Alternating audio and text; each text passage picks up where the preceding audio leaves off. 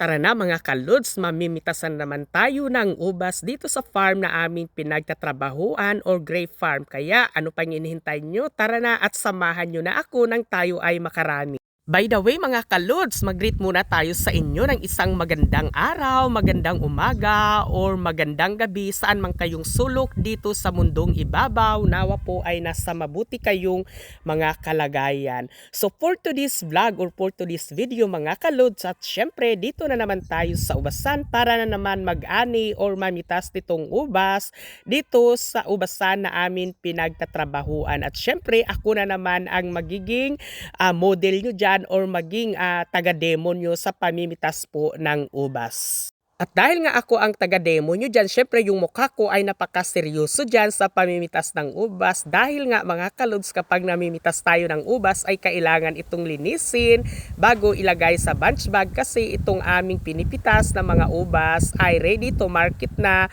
o ready na po itong ibenta kasi nga po diretso na po ito sa mga tindahan para ibenta. At kapag kayo ay namimitas ng mga ubas mga kalods ay ginagamitan ito ng gunting or snipper na inyong nakikita na gamit ko para linisin itong mga ubas na aming pinipitas. At syempre kapag kayo ay namimitas or naglinis nito, kailangan mag-ingat kayo lalo na kapag hindi kayo gumagamit ng gloves.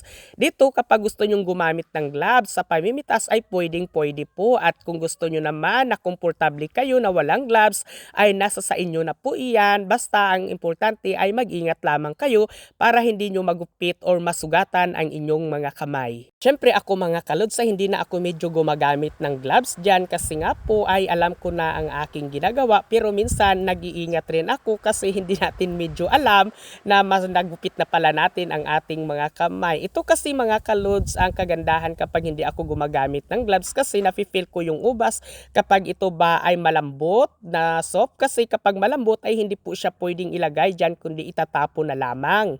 At kapag gumagamit naman po ako ng gloves ay hindi ako komportable mga kalods kasi nga po hindi ko nafe-feel yung ubas kapag ito ay soft or malambot. Dahil nga sanay na ako mga kalods na gumamit nitong gunting at maglinis ng mga ubas kaya hindi na ako medyo gumagamit ng gloves diyan. Sanayan na talaga ito mga kalods kapag gusto yung gumamit ng gloves, pero kung saan kayo komportable ay doon kayo para naman maiwasan natin na magupit ang inyong mga kamay.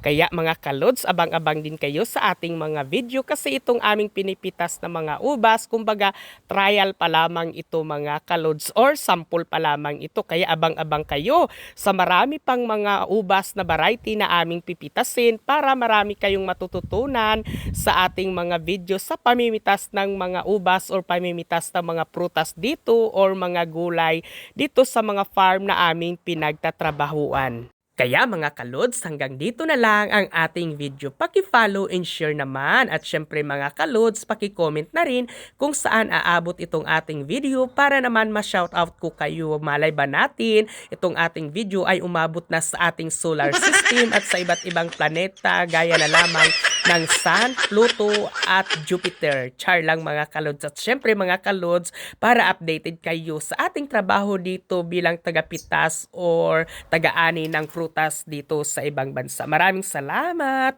Ingat kayo palagi at God bless sa inyong lahat. Paalam!